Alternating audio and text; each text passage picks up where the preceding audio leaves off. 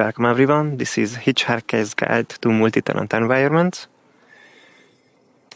And of course we have the sponsors to thank first, that we can be here and enjoy the content.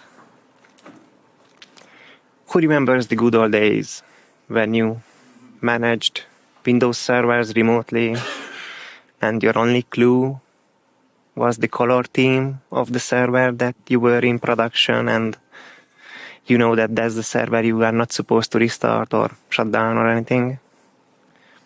Some nodding, okay, yes. I'm actually that old as well. What you call it in old days?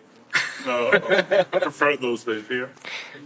I think it was easy to change the themes of Windows Server compared to what you have to do now, but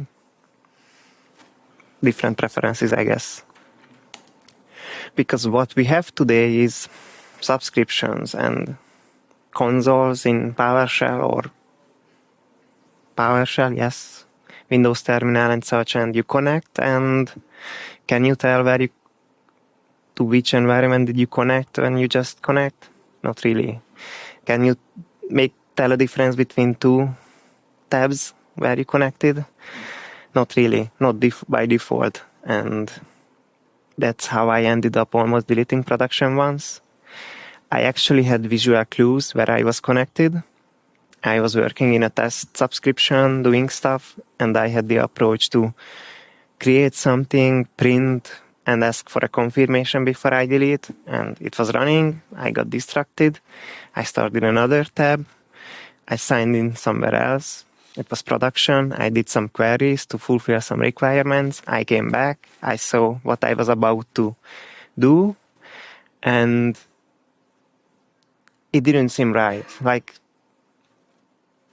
something wasn't wrong, and I had to cancel the script, not confirm that, yes, move forward and check. And it turned out that Azure CLI and Azure PowerShell shares the context between sessions. So if you connect in one, you are connected in every other one, even if you restart sometimes.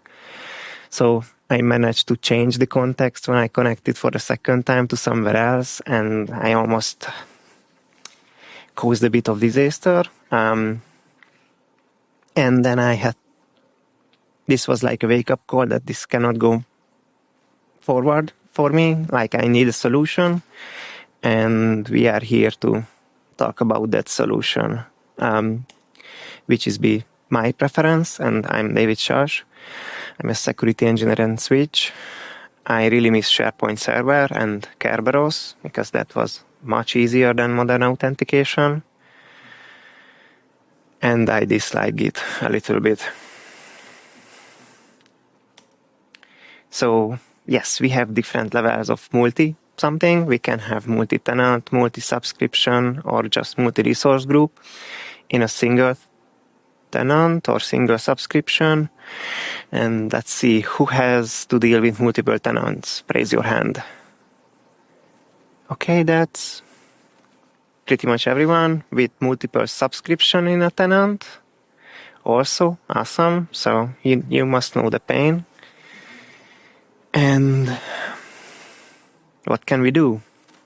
Well, there are different things, and I'm going to show all of them, I guess. That's the plan, at least. Usually it starts with customizing my PowerShell profile to have some decision made, which means I'm also customizing my terminal. If you know, Windows Terminal has this JSON file describing all the tabs, and I'm creating different tabs with different tab colors for every environment I need.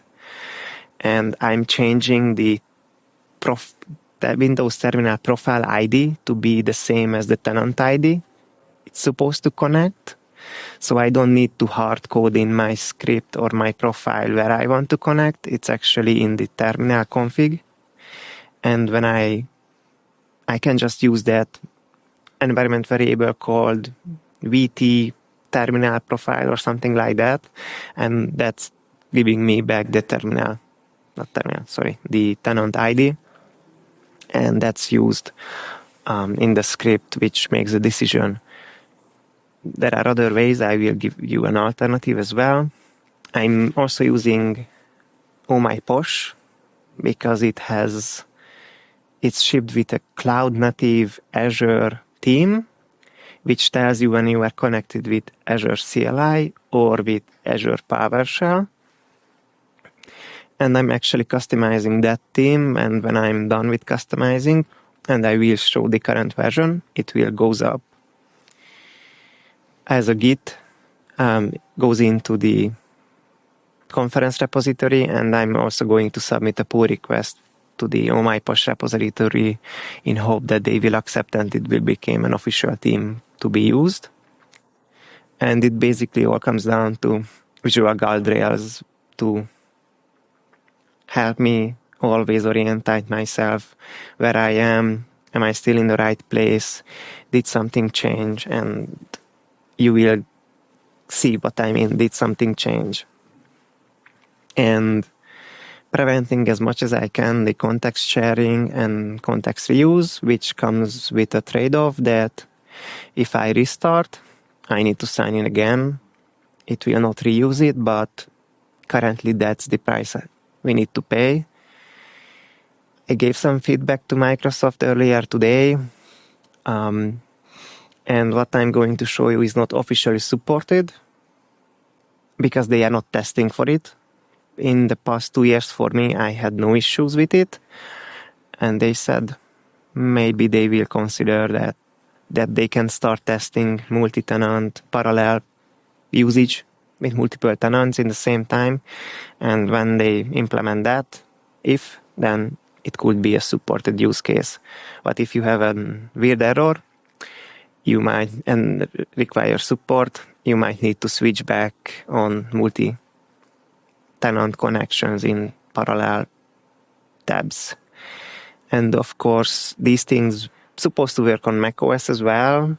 In macOS terminal, it has profiles, I believe. I have not customized them. I guess the same approach should apply, but you are on your own. I can't help you with that.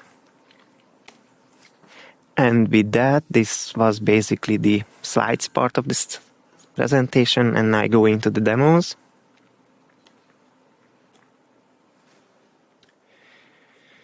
So this is PowerShell without any profiles.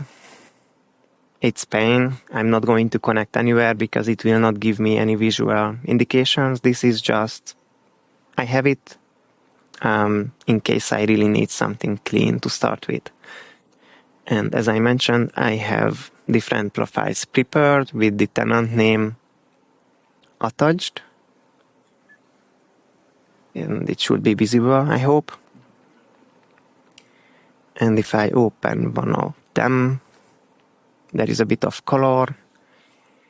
And there is a warning message because I prepared this for the demo.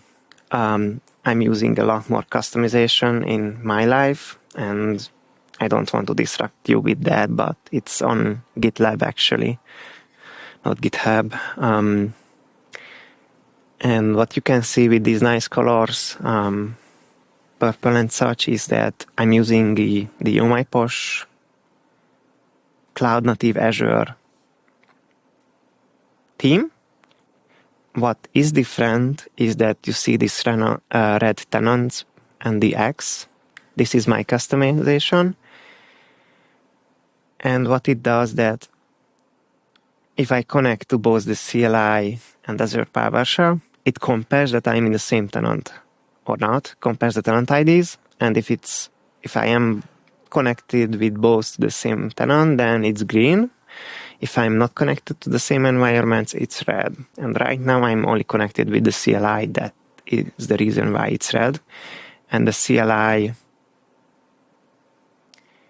remembers the session. Yes. And this is the part which is unsupported. Let's show you. I'm going to start in the middle. So there is an environment variable called Azure config directory, config dir, and that's the configuration directory of this CLI.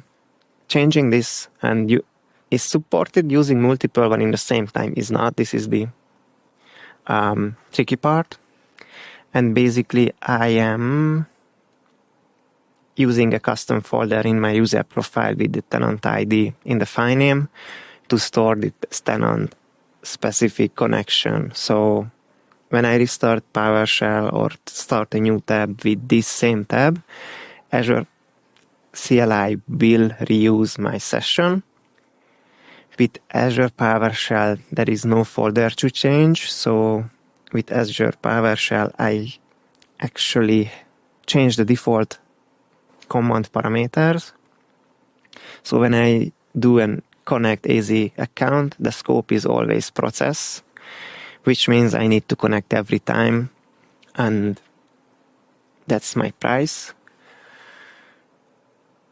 This is outside of the influence of the Azure PowerShell product group. It's part of the MSAL SDK or something like that, so that will need to change outside first as a prerequisite. I will submit a change request or something and hope that they will consider it. Otherwise, we need to connect every time. Now, it might be just me, but with all these tenants and profiles, it's not just the terminal, it's also the browser. And if you have a single browser and you sign in into multiple environments, you will have the login screen listing everything. I really dislike that. So what I actually do is I have Edge default, the general available build installed. That's where I'm signing with the same Entra ID identity I'm using my laptop. There are no other profiles in that browser. I have Edge beta installed, and it's beta because that is also supported officially by Microsoft. The Canary and the Dev channels are not. And in the beta, I can have the multiple work profile added. And that way, if I click a link in Outlook, it's always in my main profile, general Edge, main profile, and single sign-on as it should be. And I don't see the extra profiles listed on the login screen. And if I need a link opened in a specific environment, I need to do copy-paste and go into the right profile. Now, because of that, I also use the use device authentication parameter always being true when I connect, and that way I get the code and I can go to the right profile, open the device login page, paste the code, and sign in that way. I can't really use single sign-on because otherwise I end up in the main Edge profile, and I don't want to do that. And of course, I'm also signing into the Edge profiles in the beta installation, so single sign-on works. I was told today that there is a Windows-based account manager experience just released, and I will show that here. So if I do an connect AZ account, it's not going to open the browser anymore. It does. That's weird. Okay, this wasn't supposed to happen, and it didn't happen an hour ago.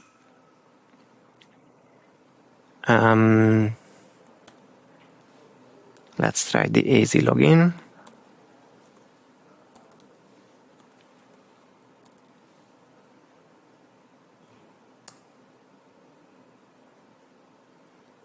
Also bad. So what I saw, and I'm not sure why it doesn't work, because this is no profile, there are no customization here, that it popped up that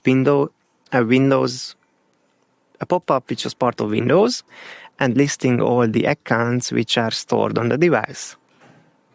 And I could select my Microsoft account, my organizational account, or I can say I want to use a different one. And when I did that, it asked me, do you want to enroll the device into device management? Which is, of course, a big no. And it was also asking, Do you want to sign in into all applications or just this one? So by default, I need to go and click that, no, just this one, because otherwise that credential will be stored in Windows and then shows up in the Edge profile, and you need to go and clean it out. Could it be because you've got multiple browser sessions open? No? No, shouldn't. I changed nothing, and I have everything open as it was an hour ago. And I cannot turn that way because it will beep.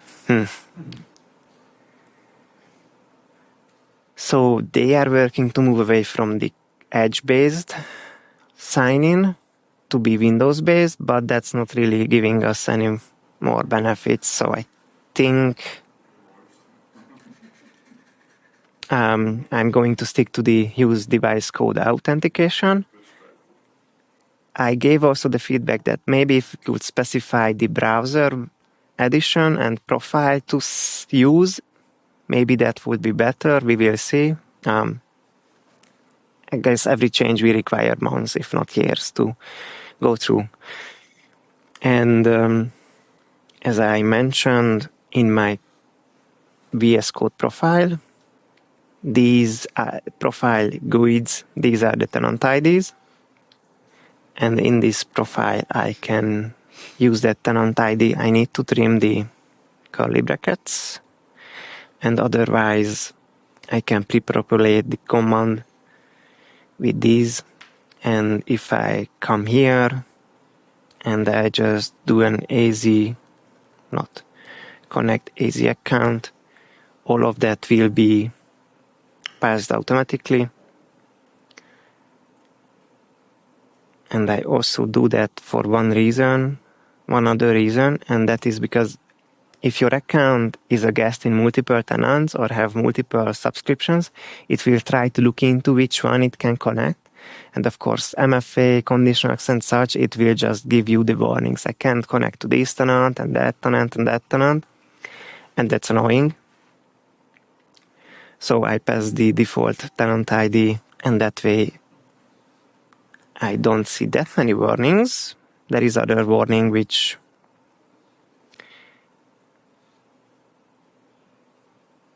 I'm going to ignore because they do announcements and such. And you can see that previously I had the red tenants and now I have the green tenants. Now, it's not implemented currently, but I'm going to talk about it while I show you the custom OmiPosh config. Is that the default AZ segment, it's called, supports a property called source, and I can tell that once I want the CLI credential information showed, and then I want the PowerShell credential information showed. And you can actually come here and say that you don't want to see the tenant name or subscription name, you want to see the GUIDs or anything. It's all very well documented and can be changed. And I created an extra segment which is text-based, and it does a bit of calculation. It checks if the CLI tenant ID is equal with the PowerShell tenant ID, and if it is, then it gives the green stuff, and if it's not, it gives the red stuff. And this is the part I'm going to duplicate before I publish to compare the subscriptions as well. So ideally, in my case at least, I never need cross-subscription work to be done, and I can compare subscriptions as well. It's not going to be stored, the subscription ID, when I connect, so it's possible that I connect and it connects to the default subscription which is stored, or it connects to the last one. I don't know which one, and I don't want to know. I just want to see, are they the same? And if it is green, if it's not, tell me, and then I can change. And with this, basically the only requirement we have is that when I come back after a day or just hours of break, that I see where I was when I last executed something. So I basically need to hit an enter and see, get the prompt generated one more time and see, is everything still green? Yes? Awesome. I can continue my work. If not, I need to fix. But with this multiple tabs dedicated for environment approach, I had a really solid experience of not shifting configurations because I had no need to get into a mess.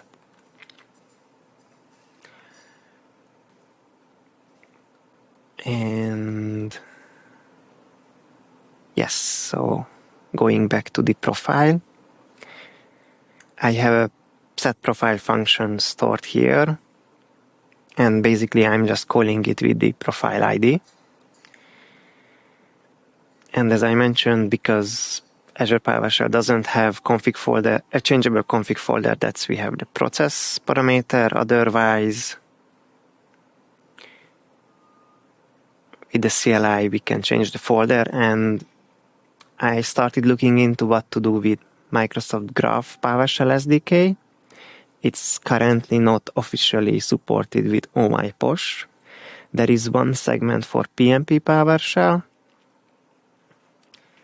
and I'm considering bringing PnP PowerShell into the mix. That's one more thing we can connect with.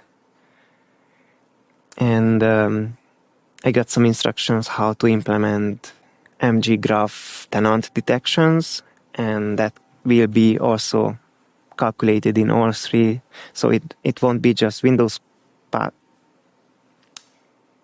Azure PowerShell and Azure CLI. It will also be Microsoft Graph PowerShell, because you probably also only want to connect to the same environment in the same tenant, on the same tab, same session, same process. And for the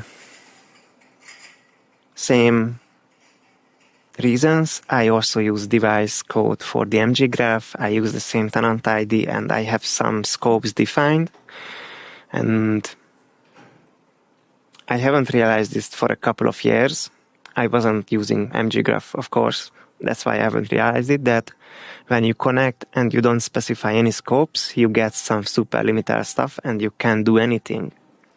But you don't need to disconnect. When you want more scopes, you can just call connect again with some extra scopes and it will add it to your session. So basically I have some default read permissions listed as a scope. I can just connect with simply connect mggraph. I can do some discovery reading stuff. I cannot change anything, so it's a bit safer for me. And when I need to do something, I connect again with the extra scopes, and then I can do changes. And all of this will be shared at the end of the conference. And when I also shared this version of the theme I created. And when I have the extra components figured out, I will share that as well. There is one other approach you can take when you don't want to modify the Windows terminal with the subscription IDs I did. And this is an older script I had. I was just checking the Windows title, the tab title, which is visible. If it contained the dev string in it, it was my dev environment because the dev word was in the tab name, and then it did the same thing. But I needed to support more. I needed it more clearly. I needed those tenant IDs to be stored somewhere, ideally not in the script, so that's why I moved to the other approach. I'm also going to share this just to be sure that the alternatives are listed. And what else? Yes. So I have some colors, and colors are good. And I try to set my browser profile to have similar looking colors. Not easy. Good enough. This one is good enough. And there is one extra thing I do. There is this awesome Edge extension. It's also available for Chrome and it works with Brave. It's called AZ Colorizer, made by an awesome dude. And what you can do with it, you can set the colors for your theme. It will change the left bar and the top bar. And currently, you can specify 4 subscription IDs. And when you go into those subscriptions, it's going to change your color.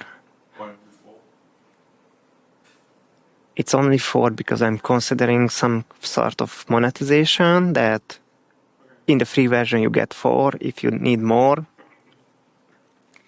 send some money. But also like dev, test, prod, 1 extra. That seems fair to me, but yeah. It's free currently. Monetization isn't really built in, so that's a long way out. And it doesn't support currently changing colors per tenant because some people don't use profiles. They have a single profile and they switch tenants. And of course, you can be invited as guest into other tenants. And when you switch tenants, I also want to switch colors.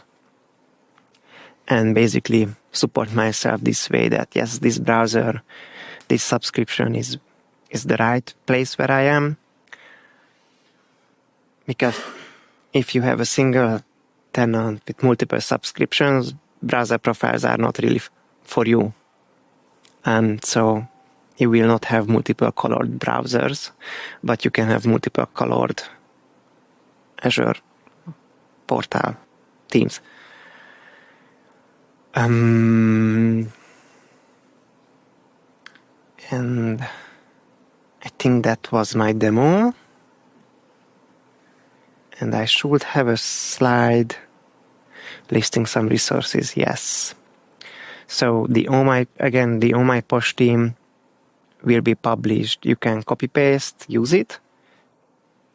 Eventually, hopefully, it will be published as an official one as well. I showed you some examples how to customize it if you need something extra. You don't need to learn Go because OmiPosh is written in Go. But basically looking at what the other stuff do, it's fairly easy to figure out how to make your own changes to it.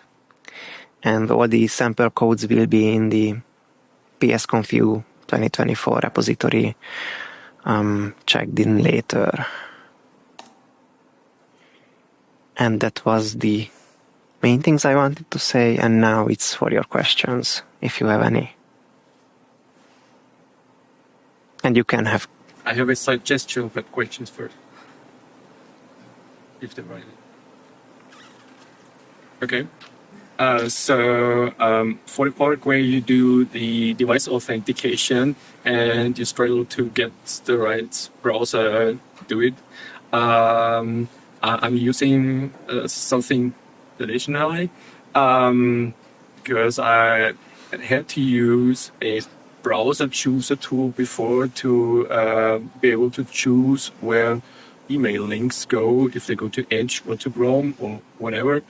And that tool also allows me to have a list of URLs, and it decides based on the beginning of the URLs, choose this browser or that browser, or ask the user. Mm-hmm. And that really helped me in that scenario, because if I click on the device authentication link, this tool allows me to either copy the URL and then get to the right browser, or the UI alone helps me that I get the right browser in the front, because this profile will be chosen in Edge or Chrome, and then I have to just click on Edge and it uses the profile that is just in front of me. I will repeat that. in a bit shorter. So there is a tool. It was not named. I use Hurl. It's on GitHub by U-C-S. Hurl. Okay, so there is a tool on GitHub. It can be used to hijack clicking links, and it's going to present you an option of available browser and profiles, and that if you click the link in the terminal saying go to Microsoft device code thingy, you click, it presents you this browser selector, and you click the right one, and then you can paste the code. And you can copy the URL. Sounds interesting. I will check it out. You can also embed the WebView too, because there's a module for PowerShell for that, so you can just run an embedded browser on the URL and copy the code to the clipboard. So it just present you with a window, no cookie, no persistent, nothing put in. And then, of course, you have to use the username and password in that session, but you can actually do it in one run. Okay. So there is another tool, and it doesn't support MFA or passwordless.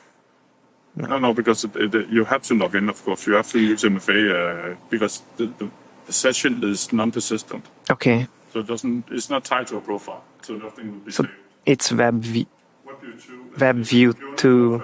Of Edge, actually, of the Edge. Okay. So and PowerShell has a module which can instantiate it, and you can pop it out.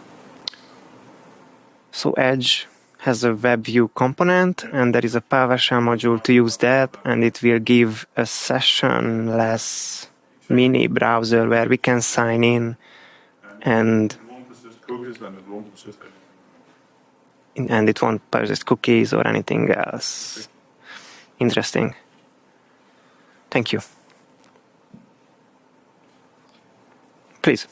On beginning, you have a lot about accidental deletions and production, but don't you protect that from webcam? With airbag roles? So the question is how I was able almost delete production was I not protecting myself with privileged identity management based roles or airbag roles, which is just-in-time permissions. I think because I was doing so what happened is that I unknowingly switched the session. I signed in to do something in the environment, and for that I had PIM enabled, and I wasn't disabling it as soon as I was finished. I let it expire by time. But that's, well, if you have... in general, I work for a managed service provider. I also usually have 4 or 5 tenants that I'm working in. But our procedures say that before we make a change, we call it a PIM process. There's in general protection, not for this specific case. But so, in general, if you use privileged identity management to grant yourself just-in-time, time-limited access to resources, privileged access, if you are still in the limited time you were doing your stuff, you still have a risk that you finished and you haven't deactivated it, and I wouldn't bother, but maybe I need to change, and now it's on the recording, so I will change. But yes, otherwise, if it has a long time, you have a risk. If you deactivate it, you don't. I will change. Thank you. Just a suggestion, why not enforce a resource lock on all the resources in Azure? So the question was why not enforce resource locks? Because at that time the infrastructure was dynamically changing itself, like creating resources like storage accounts for container instances, and deleting container instances, so not everything could be logged, and that's an unfortunate limitation of that infrastructure I was in. Good question. But yes, otherwise resource logs supposed to help. That saves me. If there is no more questions, suggestions, thank you.